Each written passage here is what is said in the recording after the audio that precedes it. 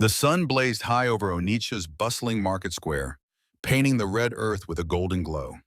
The air was thick with the mingling scents of smoked fish, roasted groundnuts, and palm oil. Traders called out in shrill voices, competing for attention. Buy my fresh tomatoes, red like the morning sun. Fine yams, strong yams that will last the season. Palm wine sweeter than honey, come and taste. Among the crowd moved Amara, a slender girl of 16. Her wrapper was old but neatly tied, her blouse faded yet clean. She carried herself with quiet grace, balancing a woven basket on her head with ease. Her dark skin glistened under the sun, her eyes large, soft, and watchful, held both innocence and a burden far too heavy for her age. She no longer came to the market to buy or sell, but to survive. Since her father's death, she had sold small things, ground pepper, firewood, sometimes even the old calabashes her mother had left behind. Each coin she earned was like water cupped in trembling hands, never enough, always slipping away. Her father, Nadi, had been a palm oil trader, honest, hard-working, but unlucky. When his trade suffered after a season of poor harvest, he borrowed from Chief Obianwu, the wealthiest man in Onitsha, a man known for his sprawling lands, his fleet of canoes, and the iron weight of his words. Nadi had promised to repay, but death came too soon. A sudden fever gripped him, and within days he was gone. The burial had been modest, neighbors whispering prayers for Amara, who now stood alone in the world. For a short while she thought perhaps the chief would forget, or at least show mercy. But mercy was not a trait spoken of in Chief Obianwu's name.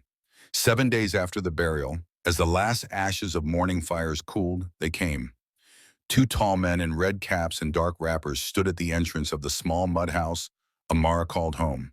Their shadows filled the doorway, their voices hard as stone. "The chief summons you," one said. Amara, startled, looked up from where she had been sweeping the yard. Her heart raced. "Me? What? Do you not know your father owed the chief?" the second man asked, his tone mocking. "Debt does not vanish with death. Someone must pay." Amara's broom slipped from her trembling hands. For a moment she thought of running. But where could she go? She had no family left, no protector. With a deep breath, she tied her wrapper tighter and followed them. The journey to the chief's mansion felt like walking into the jaws of a beast. The streets changed as they walked, from narrow alleys of clay huts and children playing in dust, to wide roads lined with tall palm trees and houses roofed with shining zinc. At the end rose the chief's compound, massive, walled with high stones, guarded by iron gates that glinted under the sun. As the gates opened, Amara's heart sank. She had only ever glimpsed this place from afar. Inside, the ground was paved with smooth stone. Courtyards spread wide, adorned with carved pillars and sculptures of lions and warriors. Servants moved swiftly, heads bowed, carrying baskets and calabashes. It was a world far removed from hers. The guards led her to the main hall. There, upon a carved wooden throne padded with leopard skin, sat Chief Obianwu himself. His agbada was white, embroidered with gold thread. Heavy coral beads clung to his neck, and his fingers glittered with thick rings. His eyes, sharp and unyielding, pinned Amara where she stood. "So," he said, his voice deep, filling the hall, "this is the daughter of Nadi, the Dedor." Amara swallowed hard and knelt, lowering her gaze. "Yes, Chief." The chief leaned forward. "Your father owed me a great sum. He borrowed and promised to repay. Now he is gone. Do you think debt dies with the debtor?" Her lips trembled. "No, Chief, but I have nothing. I am only a girl." A harsh laugh rumbled from his chest. "Then you shall give me what you do have, your labor. From this day you will serve in my household. You will work until every coin of your father's debt is repaid." The words struck her like thunder. Her knees weakened, her chest tightened. She wanted to protest, to beg for mercy, but the coldness in his eyes warned her against it. "Yes, Chief," she whispered, her voice breaking. "Good," he said, dismissing her with a wave. "The debt begins today. Take her." The guards stepped forward, and Amara rose on shaky legs. As they led her away, she glanced once more at the chief. His gaze was already elsewhere, fixed on a golden goblet of palm wine. For him, it was business. For her, it was chains. That night, as she lay on a mat in a small servant's room within the mansion walls, Amara stared at the ceiling. Silent tears slipped down her face. "Papa," she whispered into the darkness, "is this the future you left me? To be a slave in the house of the man you feared?" Her heart clenched, but even in sorrow, she made a vow. "I will not break. I will endure this debt, and one day I will be free."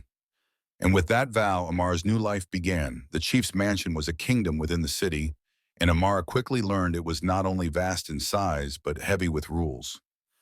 Every corner seemed a whisper of power, corridors paved with smooth tiles, walls adorned with masks and carvings of ancestors, and courtyards shaded by tall palm trees where fountains splashed quietly. Yet beneath the beauty was a coldness. The air carried not warmth, but fear. The servants moved like shadows, their heads bowed, their mouths shut tight unless spoken to. No laughter rang through the courtyards, no songs rose from the kitchens.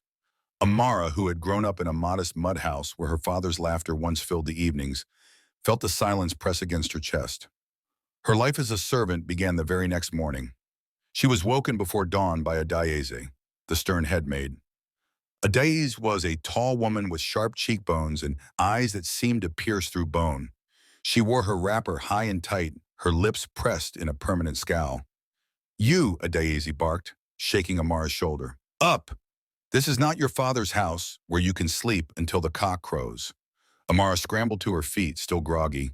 Adayeze shoved a bucket into her hands. "Water. The well is outside the compound. Be quick before the sun rises, or you will taste the whip." Amara nodded quickly and hurried off. The bucket felt heavier with each step, but she dared not complain. By the time she returned, her arms trembled, and her wrapper was soaked with sweat. The work never ended.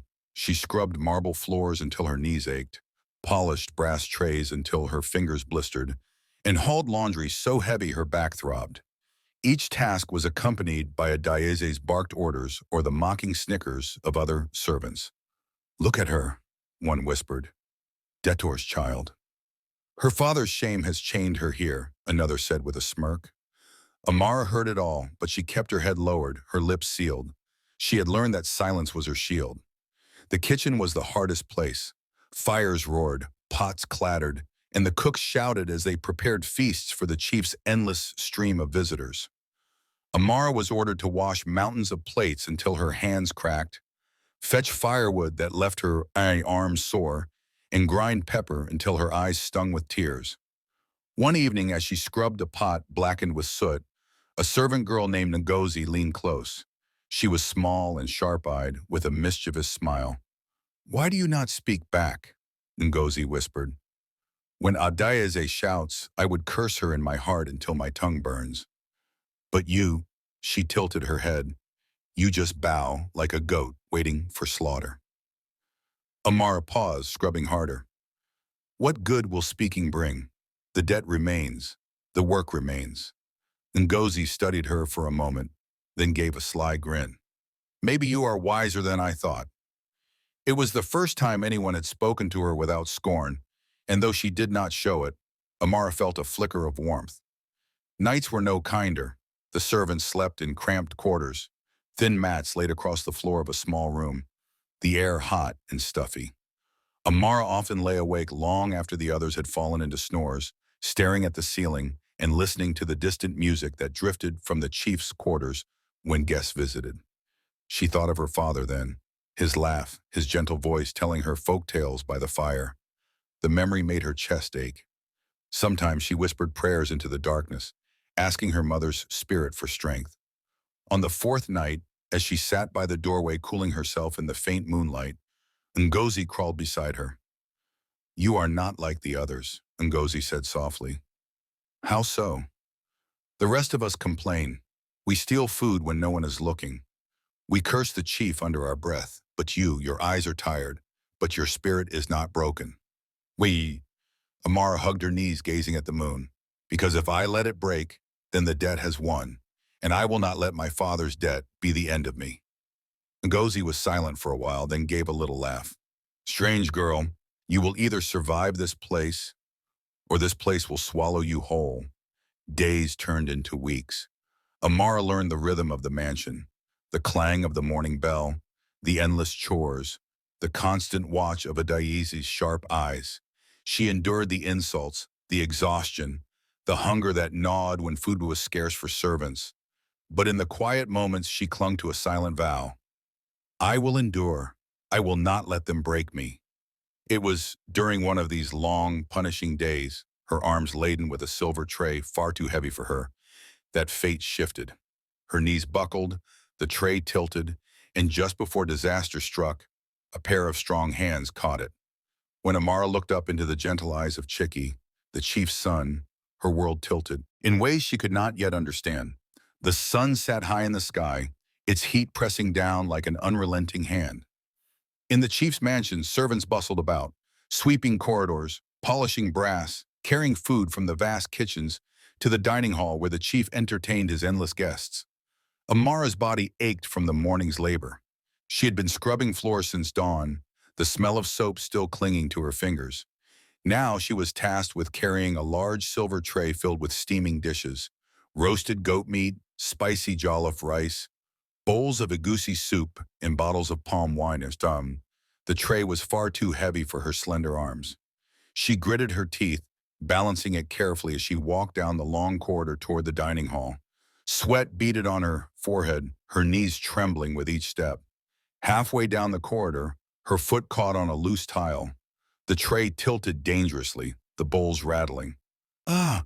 she gasped, bracing herself for the crash that would surely earn her a Daisy's whip. But before disaster struck, a pair of hands, strong, steady, caught the tray. Amara froze, her breath caught in her throat. Slowly, she looked up. Standing before her was Chicky, the chief's only son. He was taller than she expected, with broad shoulders and a commanding presence softened by the kindness in his eyes. His wrapper was tied neatly around his waist, his chest bare, except for a string of coral beads that rested against his skin. Unlike his father's cold, piercing gaze, Chike's eyes held warmth and curiosity. "Careful," he said, steadying the tray. His voice was calm, deep, but not harsh. "You'll hurt yourself carrying something this heavy alone." Amara lowered her gaze quickly, her heart racing. I am sorry, young master. It is my duty." Chike tilted his head slightly, studying her. "Your duty? To collapse under weight that should take 2 servants?" "It is not my choice," Amara whispered, clutching the tray tightly. "It is the debt I must pay." Chike's brows furrowed. "Debt?" For a moment, Amara regretted speaking. Her words had slipped out without thought. She pressed her lips shut, eyes fixed on the ground. But Chicky did not move away. He set the tray gently on a nearby stand and crossed his arms, curiosity plain on his face. "What is your name?" he asked. "Amara," she murmured. He repeated it softly as if testing the sound. "Amara." His lips curved slightly into a smile. "It suits you. It means grace, does it not?" Her eyes flickered up in surprise. Not many people cared to notice the meaning of a servant's name. "Yes, young master," she said quietly. For a moment, silence stretched between them. Chike's gaze lingered, not with the disdain she was used to, but with interest, as though she were more than just another shadow in his father's mansion. Finally, she lowered her head again. "I must take the food, master, before Adaeze finds me lingering." Chike's smile widened faintly. "Then go. But do not let them overwork you until you break. Even a debt cannot demand your life." He picked up the tray once more and helped her steady it in her hands before stepping aside. As Amara hurried away, her cheeks burned. Her heart thudded in her chest, not from fear, but from something she did not fully understand. That night, as she lay on her mat, the memory replayed in her mind, the warmth of his hands catching the tray, the way he said her name as though it carried weight, the rare softness in his tone. No one in the mansion had spoken to her that way before. Ngozi, who lay beside her, noticed the faraway look in Amara's eyes. "Why are you smiling like a fool?" she teased in a whisper. Amara blinked and quickly turned her face away. "I am not smiling." Ngozi chuckled softly. "If you keep secrets from me, I will find them out. Nothing hides in this mansion for long." But Amara said no more. Instead, she closed her eyes and whispered silently to herself. "Do not be foolish, Amara. He is the chief's son. You are the debtor's daughter. Paths like yours and his do not cross.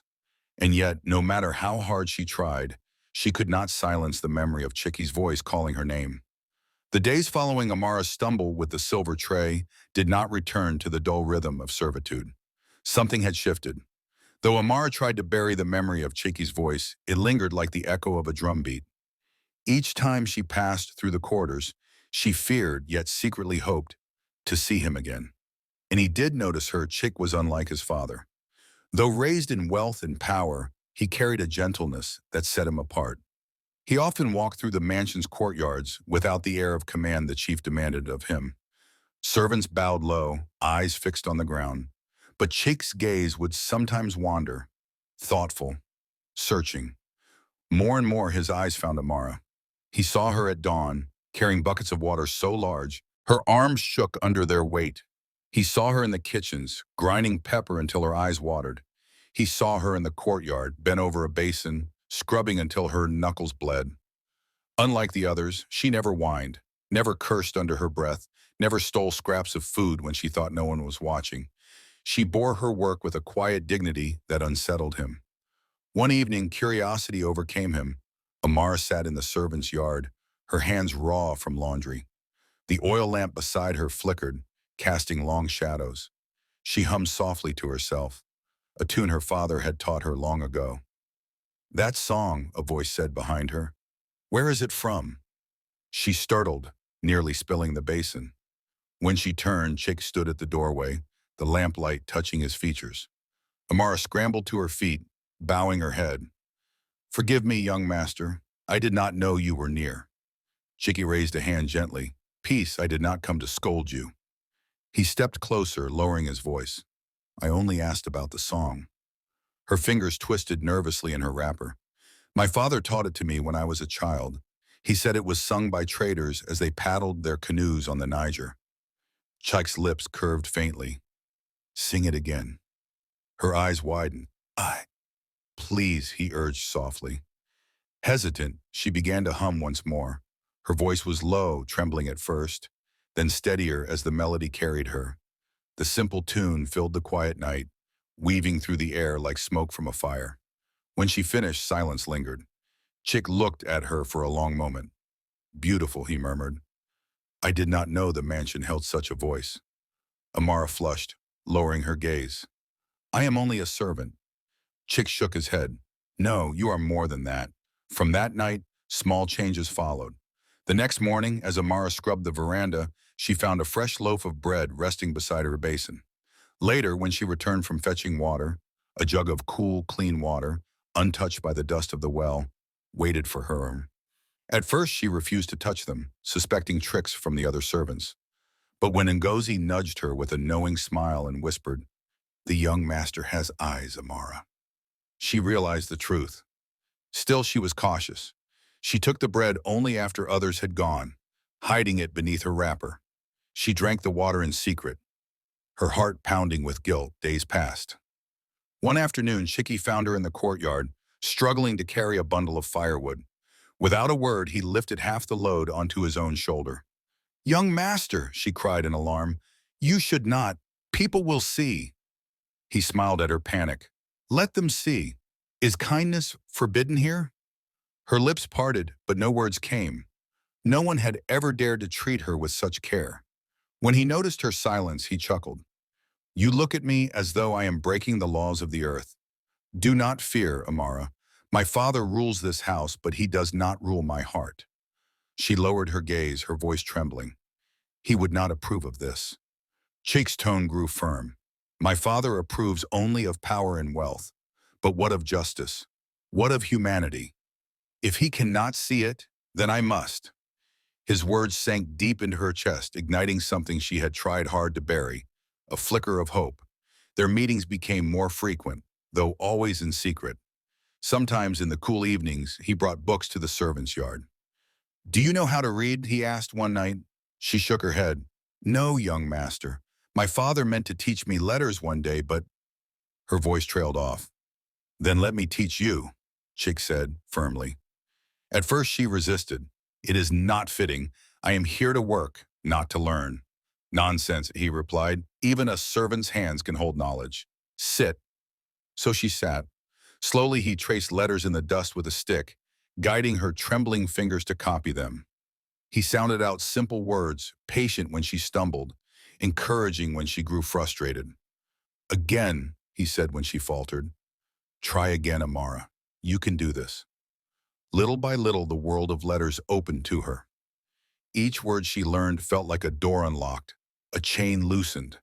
But though her mind blossomed, her heart grew heavier with conflict. At night, lying on her mat, she whispered to herself, Amara, do not be foolish. He is the heir to the chief. You are nothing but a debtor's daughter. Yet no matter how sternly she tried to silence it, her heart leapt each time she heard his voice. Each time his eyes lingered on hers as though she mattered. And though she feared what might come of it, she could not deny the truth. Something had begun between them, something neither debt nor duty could smother. The days stretched into weeks, and the invisible line that had once separated Amara and Shaky blurred with every passing moment. What began as small kindnesses grew into something more. Something that neither dared to name, yet both carry it in their hearts. Chike often sought her out in quiet corners of the mansion. The garden shaded by mango trees, the deserted corridor near the old storeroom, the servant's yard when the others had gone to fetch water. He never called her like a master calling a servant. Instead, he came to her as if he were the one seeking company. Show me the letters again, Amara would say, her finger trembling as she traced shapes in the dust. This one, Chiki would reply, patiently, guiding her hand, is A, just like your name. And this one is C, for Chike. She would laugh softly, the sound like water flowing over stones. So, together we spell trouble, she teased one evening. He grinned, the light of the moon glinting in his eyes. Then let trouble be ours alone. Their lessons soon stretched beyond letters. Chike brought her books, worn folk tales, proverbs, and even poetry. He read aloud, his deep voice weaving stories that carried her mind far beyond the mansion walls. One passage lingered in her heart. The heart chooses where it rests, not where wealth commands.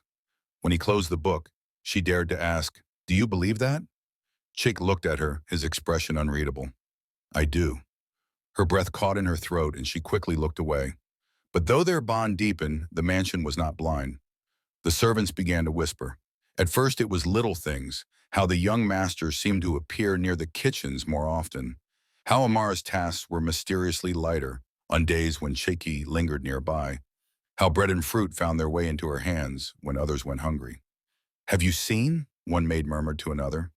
The debtor's daughter walks as if she has captured the heir's eye.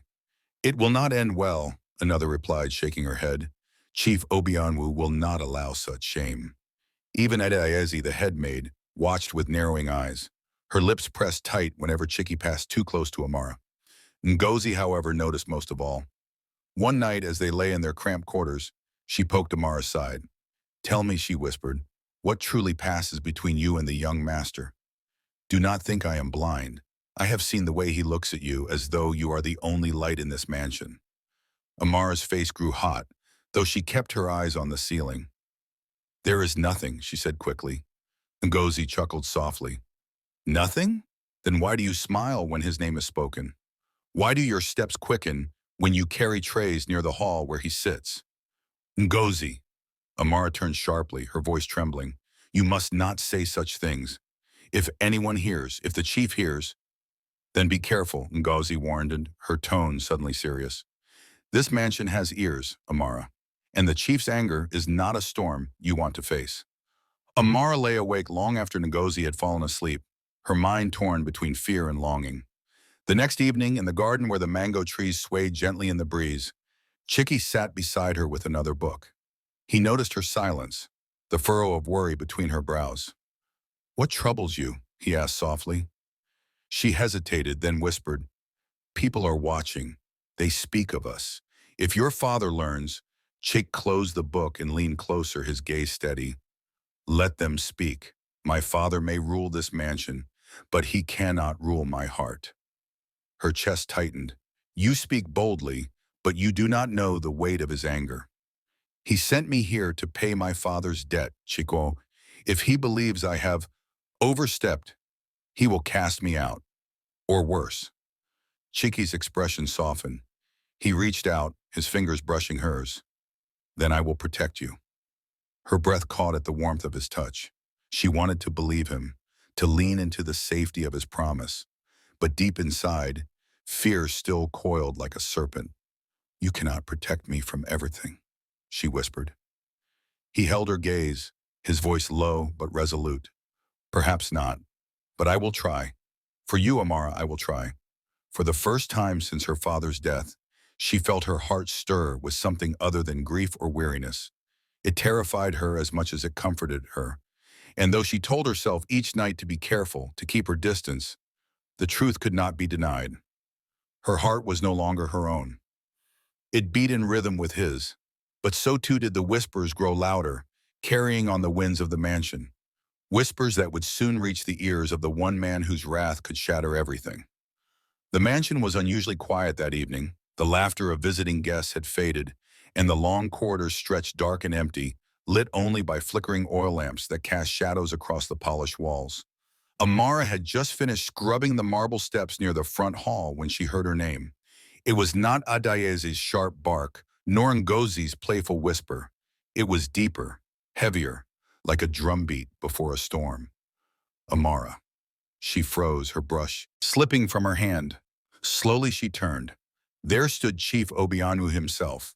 His tall frame loomed, draped in an expensive wrapper of red and black. Coral beads clung to his thick neck, and his eyes, sharp as knives, narrowed on her with a weight that made her knees tremble. Come, he ordered, his voice carrying no room for refusal. Amara's throat tightened. She bowed her head quickly, abandoning her work, and followed him down the hall. Her bare feet slapped softly against the cold floor as she trailed behind him, her heart pounding louder with each step. He led her into his private chamber, a place most servants feared to enter. The walls were lined with ivory tusks, hunting spears, and animal skins. The smell of burning incense and old books clung to the air. Chief Obianu turned on her suddenly, his gaze piercing. Do you know why I have called you here? Amara swallowed hard, her hands twisting at the hem of her wrapper. No, master, she whispered. His lip curled slightly. Do not lie to me.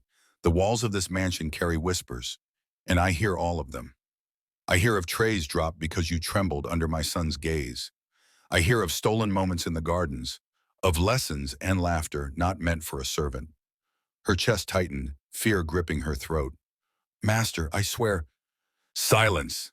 His voice cracked like a whip. The word echoed in the chamber, freezing her tongue. He stepped closer, his towering presence making her shrink back. You are here because of your father's foolishness. He owed me, and when he died like the coward he was, his debt became yours. Do you forget that? Do you think scrubbing my floors and carrying my trays is charity? No, it is the price for his failures. Amara's eyes stung, but she forced back her tears. I have not forgotten, master. I work every day. You work, yes, he interrupted coldly. But now you dare to reach higher than your place. My son is heir to all I have built. Do you think I will allow a debtor's daughter to pollute his future? The words cut deep, sharper than any knife. Amara felt her chest ache, but she bowed her head lower, her voice barely a whisper. I mean no harm, master. I never sought his favor. Chief Obianu studied her face, his eyes narrowing as if searching for cracks in her resolve. Finally, he leaned in, his voice dropping to a dangerous whisper. Listen well, girl. Whatever foolishness stirs in his heart, you will kill it. You will keep your head bowed and your tongue silent. If I see you near him again, if I hear even a whisper of your name beside his, you will regret ever stepping into this mansion. Her breath shook as she whispered, Yes, master. He straightened hand, his expression hard as stone. Good. Now leave my sight. And remember, debts are not paid with dreams. They are paid with obedience. Amara stumbled out of the chamber, her legs weak beneath her. She pressed her back against the cool wall of the corridor, fighting to steady her breath. Her whole body trembled, the echo of his words burning in her ears. Debts are not paid with dreams. Tears slipped down her cheeks before she could stop them. For the first time since meeting Chiki, She felt the crushing weight of hopelessness settle fully over her heart.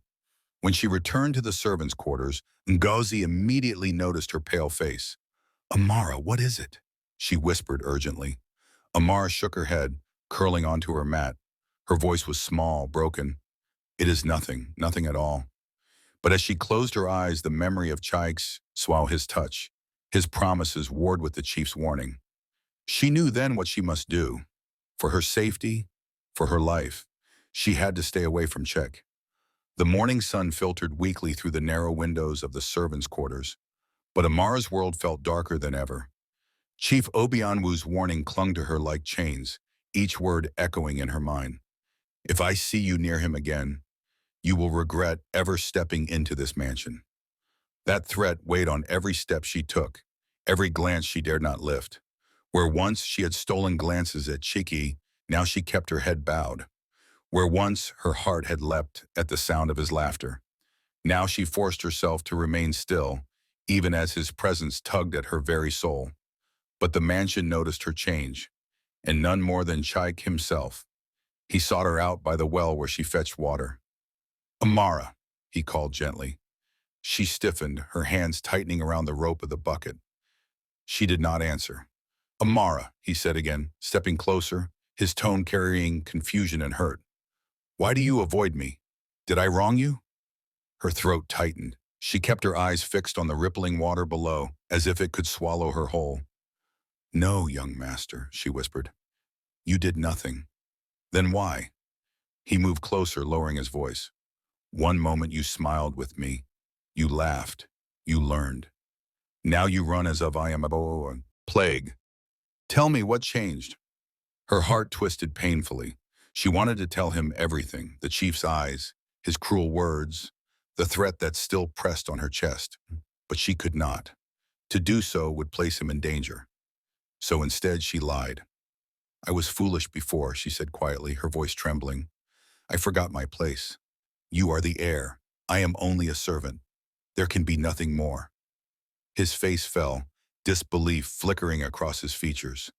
"Amara, do not say that. You know I—" "Please," she interrupted, her eyes finally meeting his, filled with unshed tears. "Do not speak it. Do not make this harder than it already is." He reached for her hand, desperate to close the distance between them. But she pulled back sharply, the pain in her chest almost unbearable. "Young master," she said firmly, though her voice shook, "let me do my work. That is all I am here for." And before he could respond, she lifted the bucket of water and hurried away, leaving him staring after her, stunned and wounded. That night, as Amara lay on her mat, Ngozi turned toward her. "You've been crying again," Ngozi whispered, her tone soft but insistent. "What truly happened? This isn't just fear of gossip anymore." The tension in the mansion had grown thicker than smoke after a fire. Amara's silence, her avoidance, her broken spirit, it all gnawed at Chaik's heart. For days he tried to approach her, only to be met with polite distance or hurried excuses. But Chike was not blind. One evening, as he passed near his father's chambers, he overheard the tail end of a conversation between the chief and one of his advisors. "The girl knows her place now," Chief Obianwu was saying, his voice heavy with pride. "I warned her. She will not dare entangle herself with my son again." Chike froze where he stood, the truth slamming into him like a wave. His father. His father was the shadow that had crushed Amara's spirit, the reason for her sudden retreat. Anger surged through his veins, hotter than fire. "So this is it," he whispered. "This is why she suffers." That night he found Amara alone in the garden, her hands resting in her lap as she stared blankly at the moon. Her wrapper was simple, her hair undone, but to him she looked more beautiful than any queen. "Amara," he called softly. She turned, startled. Her eyes widened with panic, and she rose quickly. "Young master, you should not be here." "No," he interrupted, stepping closer, his voice firm. "Enough running, enough silence. I know the truth now." Her lips parted, trembling. "The truth? My father threatened you, didn't he?" The way her eyes dropped, the tears that welled but did not fall, it was all the answer he needed. "So it is true," he whispered, his chest tightening. He used your father's debt to bind you, and now he dares to chain your heart as well. Please, she whispered urgently, glancing around the garden, do not speak so loudly. If he hears, Amara bit her lip, the truth burning at the back of her throat, but she shook her head. I cannot say, Ngozi. All I know is that I must stay away from him, for both our sakes. Ngozi frowned, her eyes glinting in the dim lamplight. And will your heart obey? Amara turned her face to the wall, silent tears dampening her pillow. Her heart was loud with longing, but her body obeyed fear. Meanwhile, Chick found himself pacing his chamber late into the night. He replayed her words again and again, hearing the pain beneath her denial. I am only a servant. There can be nothing more. But he did not believe it. He had seen the way her eyes shone when he read to her, felt the warmth in her laughter when she teased him, heard the quickening of her breath when his hand brushed hers. That was not emptiness. That was not duty. That was love restrained by chains he could not yet see. Something is wrong, he muttered to himself. Something she will not tell me. And in his heart, Chaik made a vow. He would uncover the truth, no matter what stood between them. But for Amara, each day became a battlefield. She scrubbed floors until her hands blistered, carried trays until her arms ached, anything to bury the storm inside her chest. Yet even as she tried to drown her feelings in labor, her heart betrayed her with every glimpse of him. When he entered the courtyard, her pulse quickened. When his voice rang out in the halls, her breath caught. And when his eyes met hers across the crowd of servants, she had to look away, because if she did not, the truth would spill out. Her debt bound her. The chief's warning haunted her. But her heart, stubborn and wild, still belonged to Chiki. And that truth, no matter how she fought it, could not be denied forever. Let him hear. Chiki thundered suddenly, his voice echoing across the quiet garden. I am no child to be caged by his threats. I will not stand by while he crushes the woman I love. Her breath caught, her tears spilling, freely at last. Chaik, you cannot. I can, he said, gripping her hands firmly. And I will. I love you, Amara. Nothing, neither debts, nor duty, nor my father's pride will tear that from me. But fate has a cruel sense of timing. Chief Obianwu himself stepped from the shadows, his frame towering, his eyes blazing with fury. So, he said coldly, his voice dripping with venom, the whispers were true after all. My heir, my blood, disgracing himself with a debtor's daughter in my own household. Amara dropped to her knees instantly, trembling, but Chiki stood his ground, his jaw tight. Father, this has gone far enough, Chiki declared. You think her beneath me, but it is your pride that blinds you. She is worth more than any jewel you flaunt, more than any alliance you hope to build through marriage. Chief Obianwu's nostrils flared. Do you dare defy me after all I have given you? What have you given me? Chick shot back. Wealth, power, all empty without love, without freedom. You build walls around your own son and call it legacy, but I will not be your prisoner, father. The chief's voice grew thunderous. You will obey me, Chaik, or you will lose everything. Chaik stepped forward, pulling Amara up from the ground and holding her hand tightly. His voice, though trembling with emotion, was unyielding. Then I will lose everything, if it means I can keep her. Amara gasped, her heart racing. Chaik.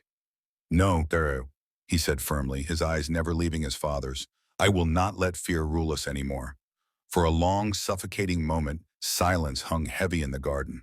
Chief Obianwu's chest heaved, his hands clenching at his sides. Rage burned in his eyes, but beneath it flickered something else. A shadow of defeat, perhaps, or the weary recognition that his son had crossed the point of no return. You shame me, he said finally, his voice low but venomous. To cast away your inheritance for a servant girl. She is no servant to me, Chick interrupted. She is my equal, my heart, my choice. Those words struck harder than any blow. Chief Obianwu's face darkened, but he saw the unyielding fire in his son's eyes, and for once he did not know how to extinguish it. With a growl of disgust, he turned sharply, his wrapper sweeping behind him. Very well, choose her then, but do not expect my blessing. And with that, he stormed back into the mansion. his footsteps echoing like the drums of war. When he was gone, Amara turned to Chike, her face pale, her hands trembling in his. "Chike, what have you done?" she whispered. He cupped her face gently, his eyes softening. "What I should have done long ago. I chose you, and I will choose you again and again, no matter the cost." Her tears flowed freely, but this time they were tears of release, of hope breaking through despair. "But the debt," she whispered. "What of my father's debt?" Chike smiled faintly, brushing a tear from her cheek. "If my father will not forgive it, then I will. I will work. I will fight. I will give all I have, but you will not carry this burden alone any longer." Amara's heart swelled, breaking the last chains of fear. For the first time, she let herself believe in a future beyond servitude, beyond sorrow. "I love you, Chike," she whispered, her voice trembling with truth. He leaned down, pressing his forehead against hers. "And I love you, Amara.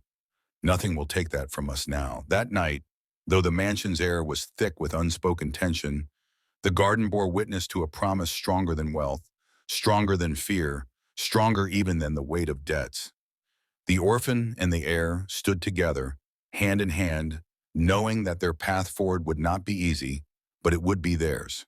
And sometimes love itself is the greatest debt ever owed, and the only one worth paying with your life.